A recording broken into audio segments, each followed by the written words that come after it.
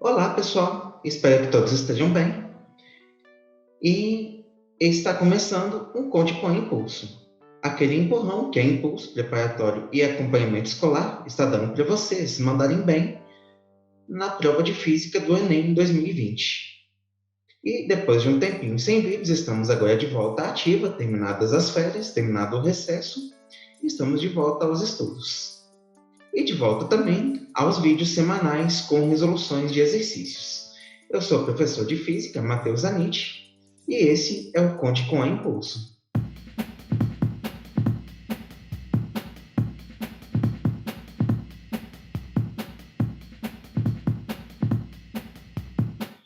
Ok, então vamos para o nosso problema de hoje. O ônibus espacial Atlantis foi lançado ao espaço com 5 astronautas a bordo e uma câmera nova, que iria substituir uma outra danificada por um curto-circuito no telescópio Hubble. Depois de entrarem em órbita a 560 km de altura, os astronautas se aproximaram do Hubble. 2 astronautas saíram da Atlantis e se dirigiram ao telescópio. Ao abrir a porta de acesso, um deles exclamou: "Esse telescópio tem a massa grande, mas o peso é pequeno." Então, vamos pensar um pouco sobre o telescópio Hubble nessa imagem, que apesar de fazer parecer com que ele seja pequenininho, na verdade, ele tem 4,2 metros de largura de diâmetro e um pouco mais de 13 metros de comprimento. Isso sem contar a tampa dele e sem contar também os painéis solares que estavam ali abertos. Então, o telescópio Hubble, feito basicamente por metais, com um espelho, com câmeras, circuitos elétricos e tudo mais, ele teve alguns problemas na vida dele. Então, logo no lançamento, descobriram que um problema no posicionamento do espelho fazia com que as imagens ficassem borradas, como essa imagem da esquerda.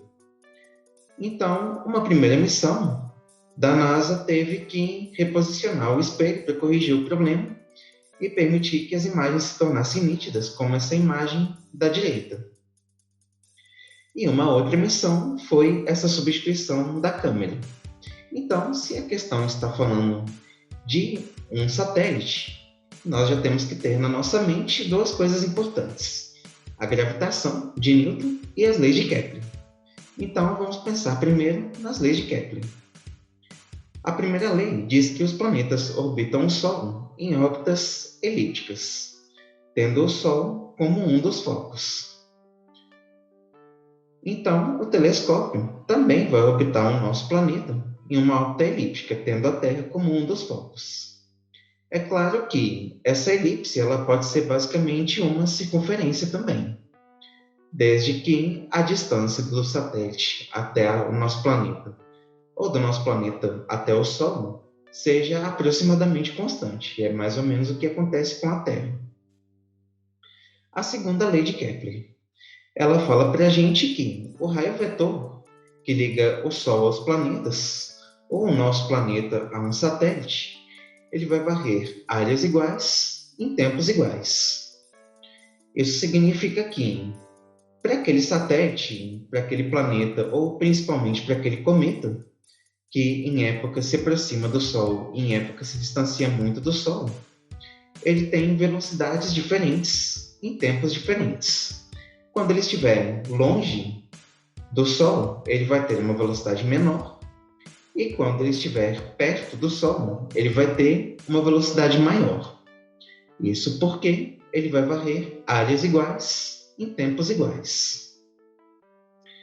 Enquanto a terceira lei de Kepler, ela relaciona o período de translação de um objeto no espaço com a distância desse objeto até o objeto o qual ela está orbitando.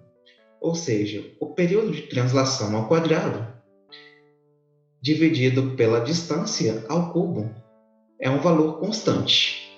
Isso significa que nós podemos usar, por exemplo, o período de translação da Lua, conhecendo a distância da Lua até a Terra, para calcular a distância e o período de qualquer outro objeto que esteja orbitando o nosso planeta.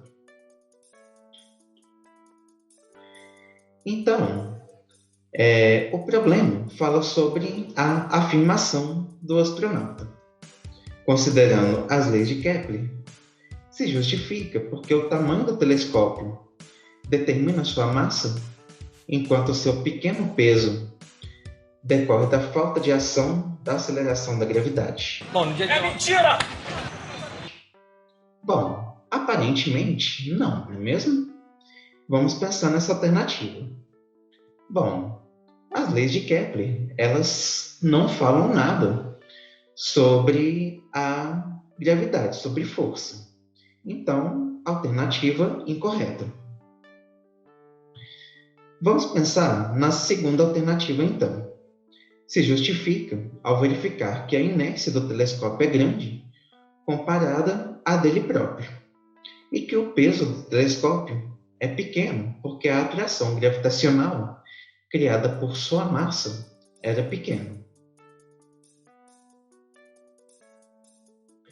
Bom, aqui nós temos dois problemas. O primeiro problema é que as leis de Kepler não falam nada sobre força.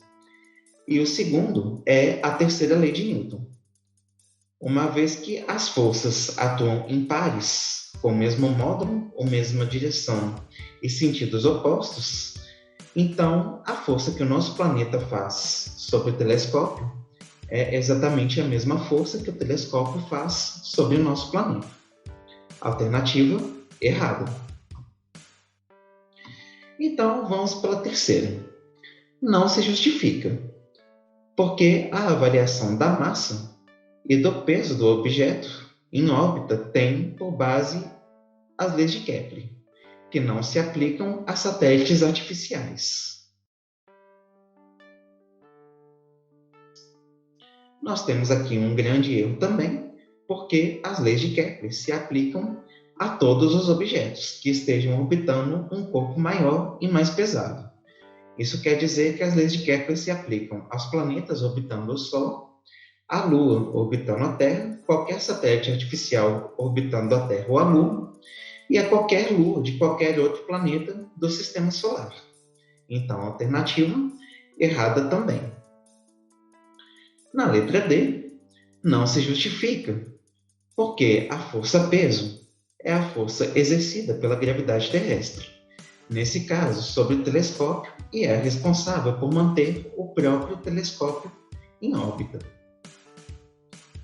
Essa alternativa, ela está correta.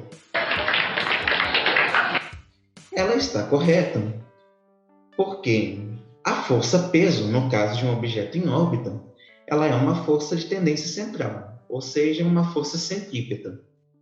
Essa força centrípeta, ela vai ser sempre perpendicular ao sentido da velocidade, e por isso o satélite artificial está orbitando, está girando ao redor do nosso planeta, porque dessa forma ele vai ter uma velocidade perpendicular ao peso.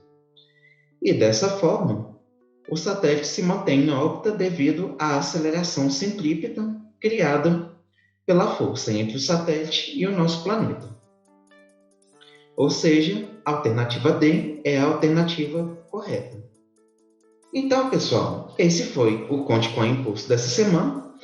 Eu agradeço vocês por assistirem até aqui. E se vocês estão gostando, se inscrevam no canal, ativem o sininho e sigam as redes sociais da Impulso, porque lá vocês vão ter acesso a vídeos como esse, a muitos materiais e principalmente vão descobrir como se tornar um aluno da Impulso Preparatório e Acompanhamento Escolar, para você se preparar para o Enem ou para você se preparar para aquelas provas que você vai fazer na escola depois. Então, pessoal, ficamos por aqui. Tchau, uma ótima semana a todos e até o próximo vídeo.